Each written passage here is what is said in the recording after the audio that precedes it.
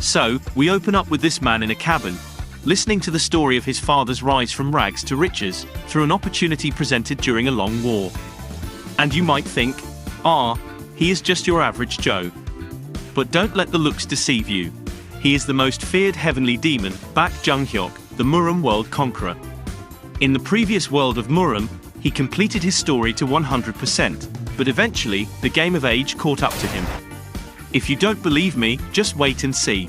As he strolls through the market, he sees a boy being bullied by Bloodfang bandits for not paying his debt, and having nasty plans for his sister if he fails to pay them. For context, these bitches actually burned their field to make his family broke. And this man punishes them with a frickin' stick. Oh, hell no! And mops the floor with these bandits. The dog in him is racking up multi-kill after multi-kill. Ladies and gentlemen, introducing our first absolute savage, the Black Air Force Energy Incarnate, Roman Dimitri. But anyway, after the bro handled the bandits like a breeze, he is visited by his arranged marriage fiancée, Flora.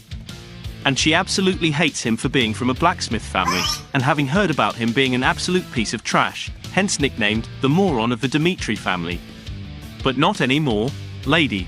Flora outright decides to cancel the marriage, but to her shock, Roman reciprocates the desire. She tries to ask him his reason, but he just dips away, not wasting his time. Roman reveals his change of decision to his father, and is grilled by his father for it, and rightfully so.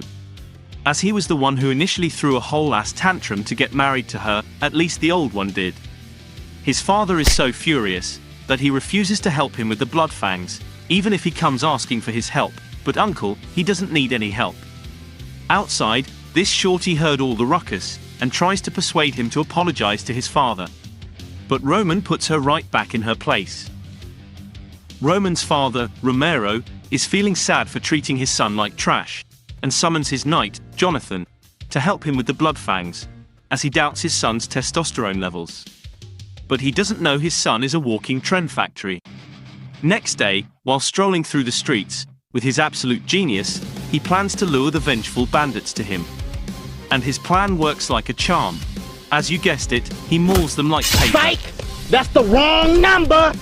This man is the walking definition of, I am not locked in here with you, you are locked in here with me. He finishes the rest of the squad, and gets some answers from the attackers about their leader.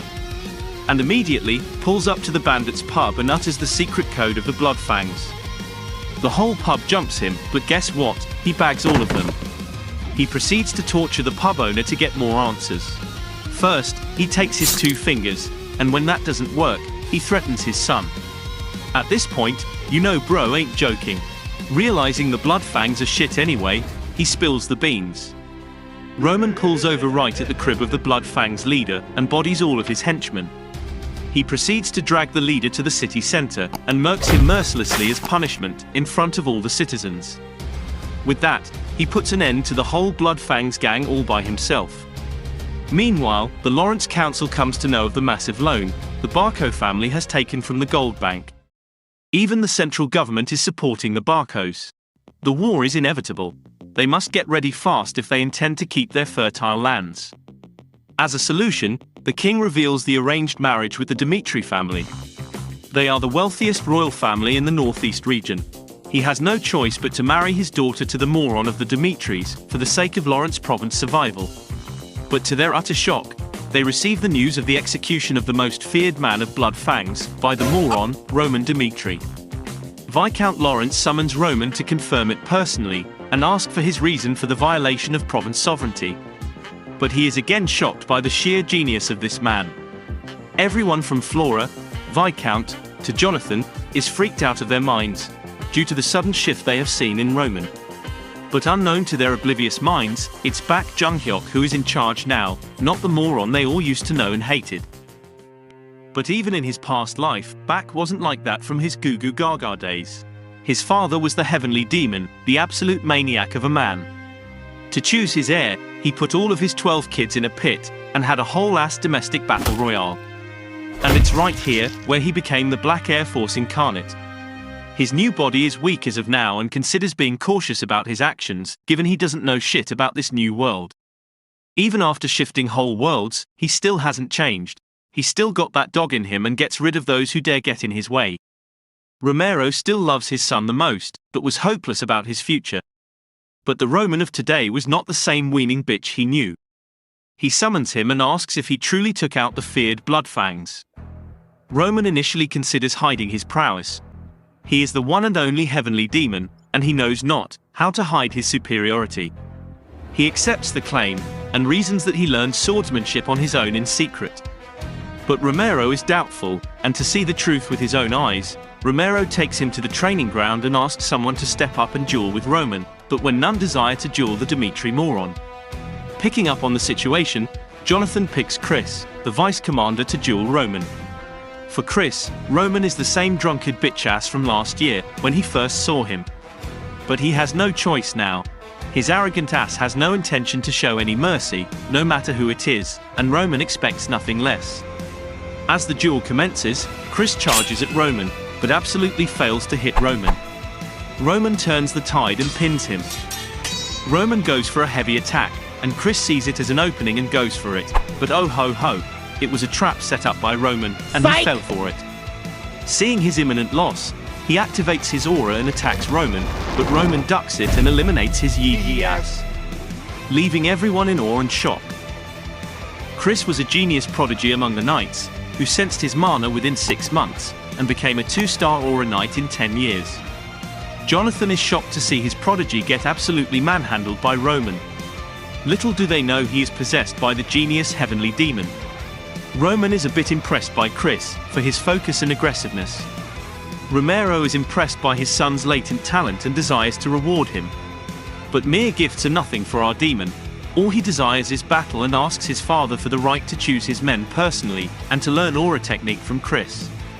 Later, Roman the Batman asks his Alfred, Hans, about the aura. He explains that it's a way to channelize mana. Roman is disappointed to know how wastefully this world uses the mana with the outbursts. Next day, Chris teaches Roman about mana and its usage. Aura is a technique to use mana. Mages store mana in the form of a circle, while mana flows throughout the bodies of knights. This way, the knights can physically strengthen their bodies with immense strength, and the sudden usage of it as bursts, called aura. Very few can tap into the aura, and very rarely does one become a mage. But little did he know, our demon lord Roman can already sense the mana, and shocks Chris by showcasing his aura. Roman deduces this technique to be trash, as compared to the ones in Muram. This aura technique wastes the mana as bursts. Roman explains to Chris that the technique taught to him is flawed and is not effective, hence he wasted years behind it. He should have carved his own path, rather than the blind imitation he pursued. And just like Blood Demon, Chris swallows his pride and asks Roman to teach him the new way. Roman just asks him to stay by his side and learn, as in the next 6 months, he will get even stronger, as he annihilates every bitch who will get in his way. Watch and learn, kid. Next day, Chris resigns from his vice commander post and joins Roman. Jonathan is happy to see Chris growing. The redhead kid Kevin gets to know about the termination of Bloodfangs by Roman and desires to join Roman, dedicating his absolute loyalty to him. Roman strives to learn more about this world, the aura, and the continent of Salamander he inhabits now, and its aura ranking system. Currently, there are only 12 6-star knights on the entire continent. Then, there are archmages. Even one spell from them can flatten the ground. They are powerful as fuck. With this knowledge, he begins his plan of world domination. He identifies a secluded cabin and sets up his isolated workshop for the next week, and prohibits anyone from interrupting him. There he begins to cleanse his body from within, through brutal but potent meditation. A week later, Viscount and Flora visit the Dimitri, to make up for the mess his daughter left, as a broken marriage. This political marriage was meant to save them from war with Barcos, as the Dimitris are the only ones capable of handling the Barcos. But when Roman returns from his training, they are left in absolute shock when they get to see the rejuvenated look maxed Roman. Oh my god! He grills Flora for being a bitch who judges people solely based on rumors, rather than one's personal experience. And decides to permanently disengage this marriage. Take that, bitch. Romero settles the matter, and asks them to make a public announcement about Flora's personal reasoning for this disengagement, and the Dimitris will not join hands with the Barcos. Within the last week, Roman made his body go through hell to fortify it for future development.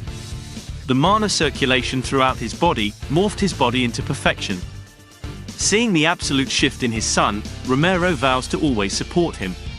Roman also feels great to have a loving father, instead of a cold, ruthless father he had previously.